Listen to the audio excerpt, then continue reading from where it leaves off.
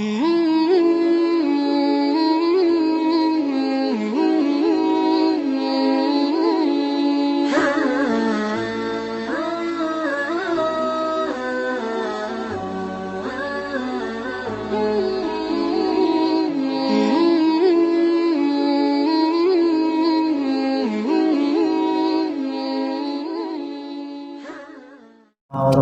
والرسخ وتوبة النصوح وصلاح الجسد والروح الراحة لقلوبنا وأبداننا والسلامة والعافية في ديننا ودنيانا وإلى حضرة النبي محمد صلى الله عليه وسلم صلى روح الحبيب عثمان بن عبد الله بن أكيل بن يحيى في البداوي شهيد الله نوم الفاتحة.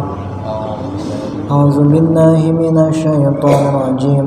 بسم الله الرحمن الرحيم.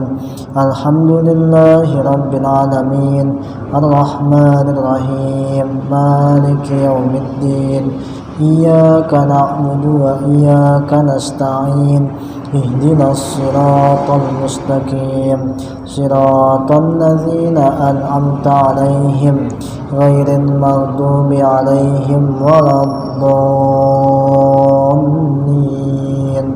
رب اغفر لي ولوالدي آمين. اللهم صل وسلم على سيدنا محمد الفاتح لما أغلق والخاتم لما سبق ناصر الحق بالحق والهادي إلى صراطك المستقيم وعلى آله وصحبه حق قدره ومقداره العظيم. اللهم أخرجنا من ظلمات الوهم وأكرمنا بنور الفهم وافتح علينا بمعرفة العلم وحسن أخلاقنا بالحلم وسهل لنا أبواب فضلك وانشر علينا من خزائن رحمتك يا أرحم الراحمين. Bismillahirrahmanirrahim. Riyadul Badi'ah halaman 41. Kemarin kita membahas tentang masalah hal-hal yang tidak membatalkan puasa. Kalau melakukan hal-hal itu, maka puasa yang kita lakukan tidak batal. Ya? Puasa yang kita lakukan tidak batal. Nah, sekarang kelanjutan dari pembahasan yang kemarin nih. Masih tetap membahas tentang hal-hal yang kalau kita lakukan itu tidak membatalkan puasa. Dan tiada batal puasa dengan diserut dan sanggra dan dijaksi, tetapi makruh. Nggak batal kalau kita melakukan sanggra. Tahu sanggra? Bekam ya. Ada dua ternyata. Ada yang namanya sanggra itu ada yang namanya hijamah. Kalau sanggra atau hijamah itu sama-sama mengeluarkan darah kotor, cuman berbeda fungsi. Kalau sanggra itu darah kotor untuk menghilangkan puyeng, enak badan tuh. Kalau pusing, kalau sanggra darah rendah, darah tinggi sanggra.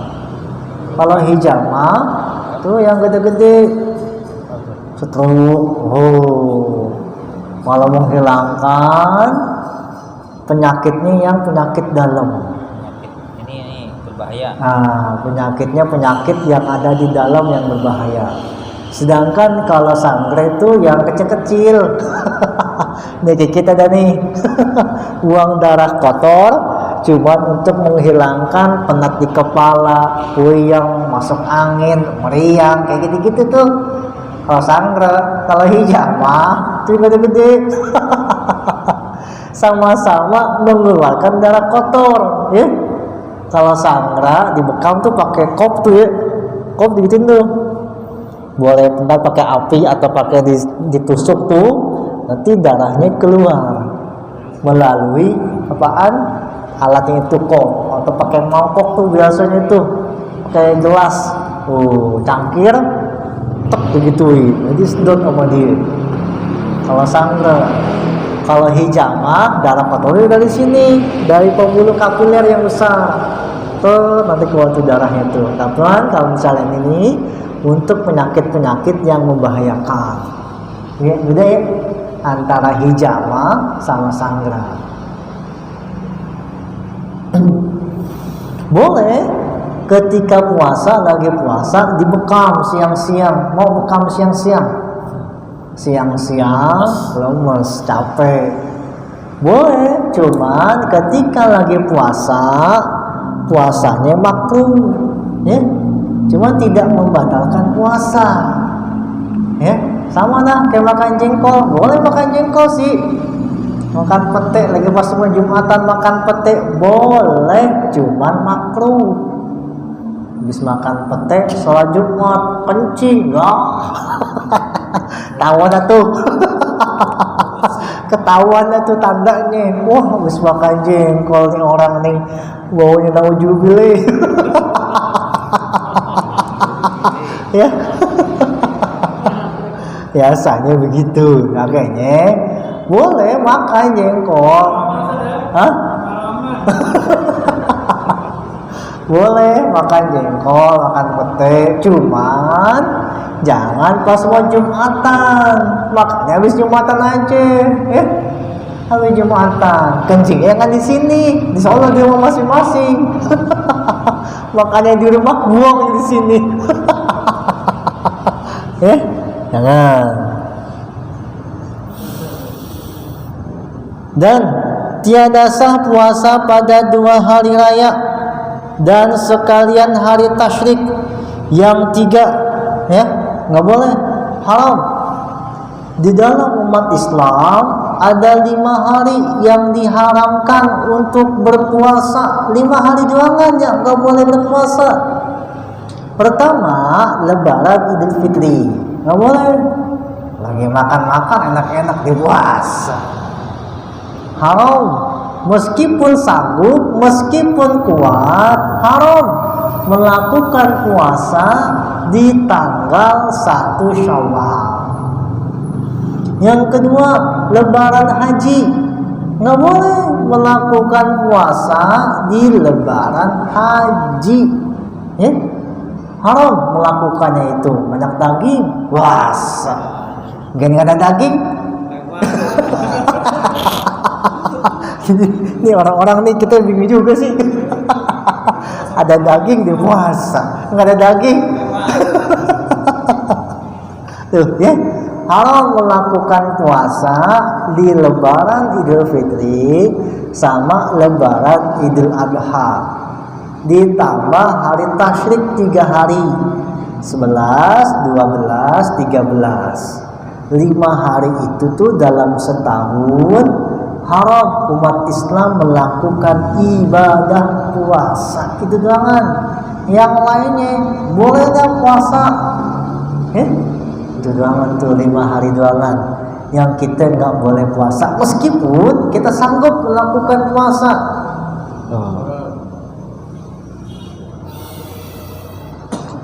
Dan tiada sah puasa pada hari Syak, yaitu tanggal 30 bulan Sya'ban, nggak boleh, nggak sah melakukan puasa di hari Syak.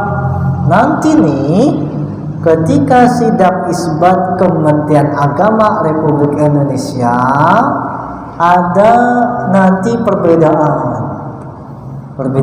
Kenapa? Karena bulan nanti di penghujung bulan Sya'ban kecil. Ketika tanggal 30 bulan Sya'ban kita nggak boleh puasa, ya. Hari terakhir di bulan Sya'ban jangan puasa karena masih ragu-ragu. Puasa gak ya besok ya? Besok puasa Ramadan gak ya? Besok masih ragu-ragu. Ketika ragu-ragu nggak boleh melakukan ibadah puasa.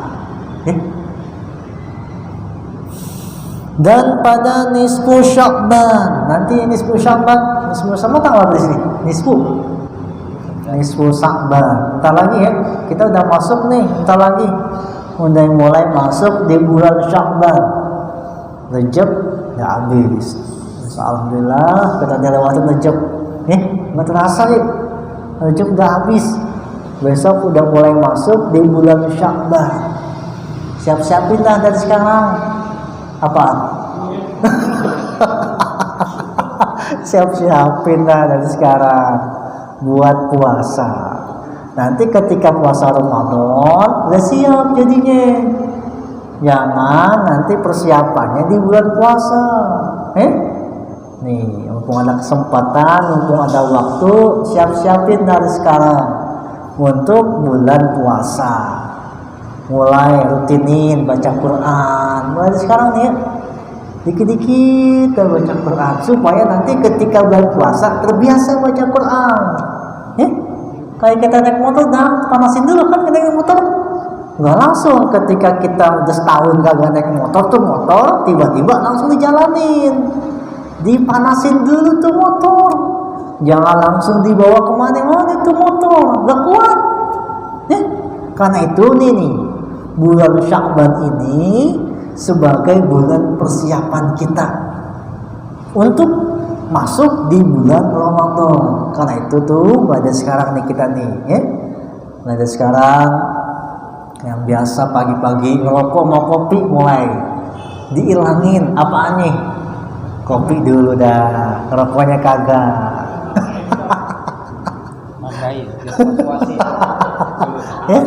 Mulai dari sekarang nih, siap-siapin dari sekarang nih ya. Ibarat kita mau starter di bulan Ramadan nih. Nanti sehingga ketika di bulan Ramadan udah enak. Kayak kita mau mobil kan panasin dulu. Nggak langsung tiba-tiba langsung jalan ke Jawa, jangan. Panasin dulu sekarang deh. Baca Quran, mulai sekarang dikit-dikit dah. Satu ain dulu nggak apa-apa. 10 ayat, 1 halaman. Mulai sekarang nih biasain dikit-dikit. Ya, biasa tuh, ya biasain. Habis subuh jangan langsung pulang. Masjid aja dulu sementara. Baca apaan kayak dah, baca zikir kayak, baca doa kayak. Mulai sekarang nih, ya. Mulai dari sekarang disiap-siapin. Jangan nanti pas ketika bulan Ramadan langsung gembir habis-habisan, nggak bakal kuat kita. Sekarang nih kesempatan nih, mumpung ada waktunya sih banyak, cuman bingung mau ngapain. Waktu sih banyak yang kosong, cuman bingung mau ngapain. Ya, banyak waktu yang kosong, bingung mau ngapain. Waduh, ya, sekarang nih siap-siapin sekarang.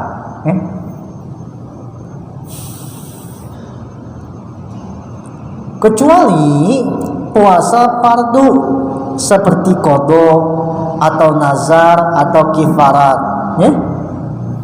Kecuali puasa fardu di bulan nisfu Sya'ban boleh kita puasa buat bayar qada, buat balas nazar, buat bayar kifarat, baru boleh kita melakukan puasa saat nisfu Sya'ban, ya. Atau biasa puasa wirid seperti hari Isnain, Khamis, ya. Atau ada orang terbiasa, kebiasaan dia itu puasa, sehingga pas nisfu Sya'ban lagi puasa boleh. kecuali kalau tiba-tiba ujuk-ujuk betul, ujuk-ujuk dia puasa nisfu Sya'ban, nggak boleh. Kalau niatnya puasa Senin Kamis aja nggak apa-apa ya. Iya, kalau terbiasa melakukan puasa Senin Kamis, niatnya jangan semata-mata puasa nisfu Sya'ban tuh. Atau sampai puasanya dengan puasa nisfu Sya'ban. Atau ada orang yang melakukan puasa dari awal bulan Sya'ban dia puasa, boleh begitu orang. Boleh begitu orang melakukan puasa saat nisfu Sya'ban. Dan sekalipun pada hari 15 boleh dia itu melakukan ibadah puasa di nisfu Sya'ban karena udah terbiasa melakukan ibadah puasa, nggak apa-apa begitu orang. Dan haram pada orang yang puasa mencium istrinya atau nyikep dan nyikep peluk kamu dan selainnya. Tahu. Iya, bahasa Betawi.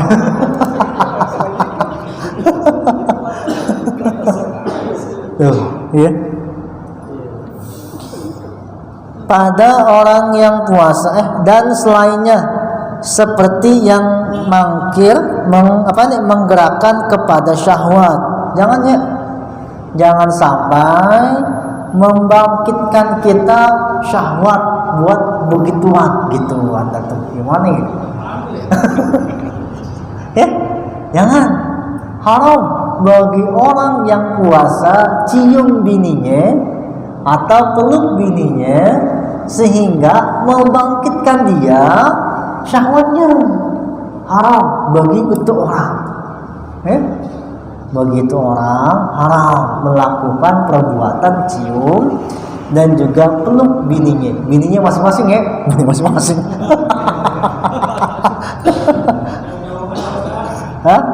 Jauh-jauhan, apalagi yang pengantin baru, jangan sampai bulan puasa kebingungan tuh dia, kebingungan.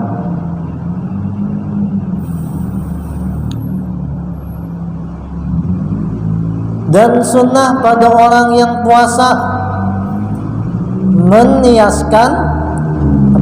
menisgerakan buka segera kira-kira telah yakin masuk matahari. Dan sunnah pada yang puasa mensegerakan berbuka sekira-kira telah yakin masuk matahari. Kalau pas azan maghrib udah yakin, cepet-cepet buka puasa. Jangan pakai ditunda-tunda ketika berbuka puasa. Bebas dah buka puasanya pakai apaan.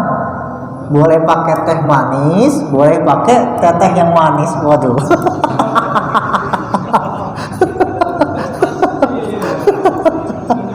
Berbuka yang manis-manis. Apa yang manis? Bini saya manis. Waduh. Boleh, terserah bebas mau bukanya pakai apaan, asal menyegerakan diri ketika udah yakin udah azan maghrib. Kalau udah azan baru cepet-cepet melakukan buka puasa, jangan ditunda-tunda. Jangan ditunda-tunda. Dan sunnah mentakhirkan sahur. Kalau sahur dibelakangin. Sekarang subuh jam 4:30 lewat 10 ya. Jam 4 lewat 40 menit bisa sampai 45 sekarang nih subuh, udah siang. Tapi matahari masih gelap ya sekarang. Matahari masih gelap. Subuhnya udah 4:30. Sahur usahain ditakhirkan sahurnya, jangan dicepet-cepetin sahurnya. Jam 4 baru mulai sahur, Jangan jam 3, setengah 3 udah mulai start sahur. Nanti jam 5 udah letoy. Ya. Ditakhirkan ketika sahur, ya. Sahur dibelakangin, jangan dicepet-cepetin, ya. Enak belakangin sahur. Kalau berbuka dicepet-cepetin. Kalau sahur dilama-lamain sehingga mepet kepada subuh, ya. Terus habis subuh kekenyangan. Waduh, saat subuh nggak jadi ke masjid. Kenapa? Gara-gara kekenyangan. Ya. Prediksi aja dah. Kira-kira ukuran kita nih makan seberapa piring? Ya, dikira-kirain. Ukuran kayak kita ini perutnya nih berapa piring nih kita makan nih? Sepiring ada nggak? 15 menit. Sepiring 15 menit. Kelamaan 10 menit berarti tuh makan cepet banget, cuma kali makan 10 menit. Oh itu ya. Habis sahur makan, minum kopi dah. Jadi siang-siang kagak ngopi lagi, ngerokok. Waduh ya, cepet-cepetin ngerokoknya. Biasanya rokoknya sebatang, ini 3 batang sekaligus. Kadang mau dicepet-cepetin. Tanggung sebatang, langsung aja isep 3 batang, rokok langsung. Waduh, bukan main. Ada yang begitu tuh? Ada yang begitu di sini? 3 batang sekali isep. Waduh. Hah? Di sini nggak ada, di masjid nggak ada yang merokok. Karena takut mau subuh, cepet-cepet ngerokoknya sebatang, kelamaan langsung 3 batang. Waduh, kan main tuh orang. Dan sunnah mandi janabah sebelum fajar, ya sunnah. Habis sahur tuh, sahur subuh, sunnah mandi janabah sebelum fajar. Dan buka dengan korma jika ada. Jika tiada korma, ada. Jika tiada maka dengan yang manis-manis tadi.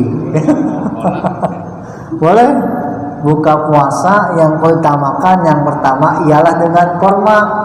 Ini ada lagi buka puasa pakai rokok.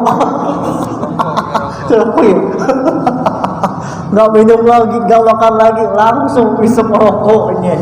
Wah, kuyang nih, seharian yang merokok. Seharian tahanin dah merokok. Pas buka puasa, bukannya minum dulu, langsung bakar tuh rokok. Wah, kan udah puyeng. Mendingan kagak makan daripada kagak merokok. Biarin dah, gue nggak makan, yang penting asal gue jangan kagak merokok. Ya, aduh. Yang tidak dimatang dengan api atau dengan air mutlak, ya sunnah. Dan sunnah membanyakkan doa pada waktu buka, sunnah ya. Ketika buka puasa banyak-banyak berdoa kepada Allah Subhanahu wa taala. Kenapa? Karena ketika buka puasa pintu hijab dibuka sama Allah Subhanahu wa taala. Orang yang paling dekat seorang hamba kepada Allah Subhanahu wa taala itu adalah orang yang ketika berbuka puasa. Karena itu ketika berbuka puasa banyak-banyak baca doa. Buka puasa banyak-banyak baca doa. Jangan banyak-banyak gue songong habis ini. Depannya aja masih ada, udah ambil yang penuh. Gitu ya. Depannya aja masih ada. Ini kadang-kadang tahlilan begitu juga sih tahlilan. Lagi tahlilan begitu. Depannya lontong. Di sana ada apaan? Depannya aja masih ada. Udah ambil yang itu aja. Ya.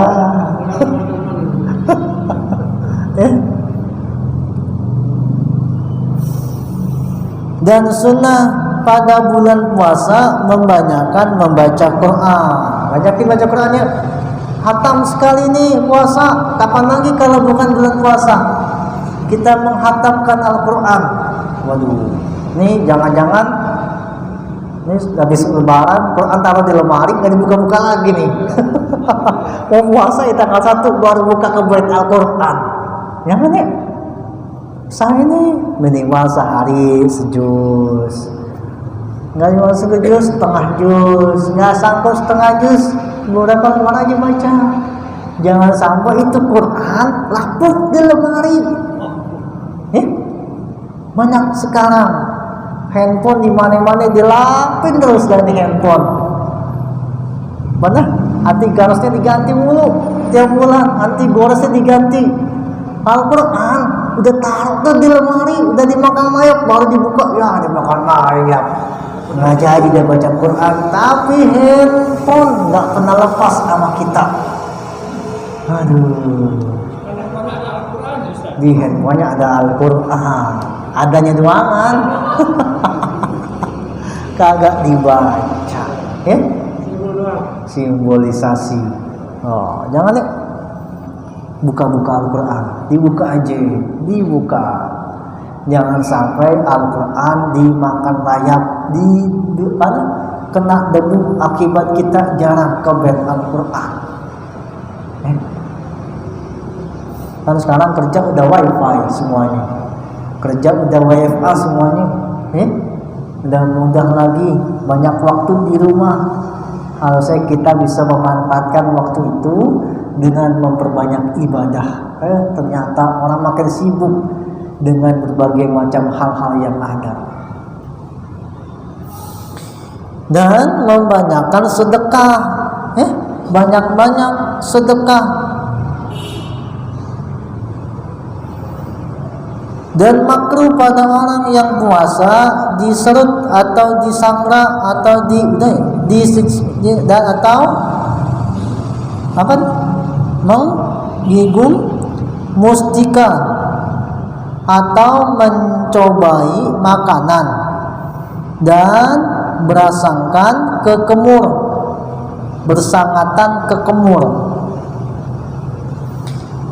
dan masuk air ke dalam hidung dan mencium dan selainnya yang menggerakkan pada syahwat, ya tadi udah tuh, dan memeliharakan syahwat yang harus.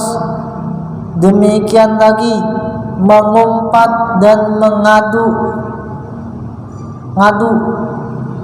dan dusta, dan daripada perkataan yang tidak ada manfaatnya dan perbuatan yang jelek. Wallahu a'lam.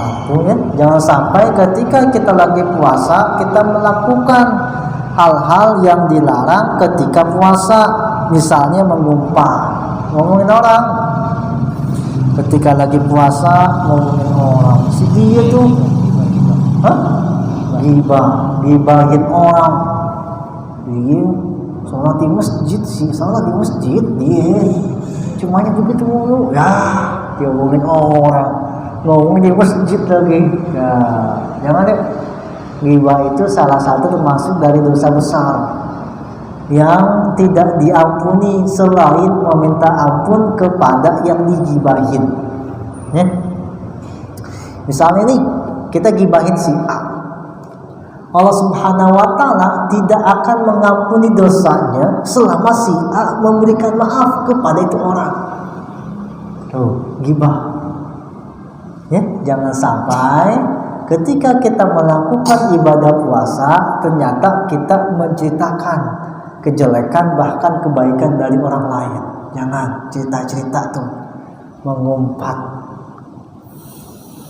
atau mengadu-ngadu, diadu-adu. Lu dikatain sama siapa? Sama dia. Apa iya dah? Nah, nggak percaya omongan lu. Bukan teman lu yang masih kecil. Nah. Diadu domba, ya? Jangan. Sekali-kali kita mengadu domba, ini perbuatan yang membuat pecah umat. Umat Islam ternyata pecah belah akibat adanya adu domba. Tuh, ya. Umat Islam nih, pecah kita nih umat Islam karena kita diadu domba dengan berbagai macam persaingan yang ada. Politik, ekonomi, semuanya kita diadu domba. sehingga kita terpecah belah antar umat bersama. Sesama umat Islam diadu domba, entah masuknya itu dengan berbagai macam hal. Politik, kita nih ngerasain sama sekarang ya, diadu domba. Ekonomi diadu domba. Bahkan kepercayaan dan aliran pun dijadikan sebagai bahan untuk mengadu domba. Harusnya nih kita umat Islam sadar diri, bersatu sama-sama semuanya, jangan mau diadu domba oleh berbagai macam kepentingan yang ada. Dan dusta, jangan sampai ya kita ketika puasa melakukan dusta, bohong, bohong, jangan sampai. Kemarin siapa ini yang makan nih? Bukan gue, bohong, jangan. Ketika puasa nggak boleh melakukan perbuatan dusta. Daripada perkataan yang tiada ada manfaatnya dan perbuatan yang jelek, ya jangan sampai ya. Rugi ketika puasa ternyata ibadah yang kita lakukan ternyata hanya menahan haus dan lapar dahaga aja, tanpa memperbanyak manfaat ataupun kebaikan-kebaikan yang ada. Tuh. Cukup, wallahu a'lam bissawab. Rabbi zidni ilma. Al-Fatihah.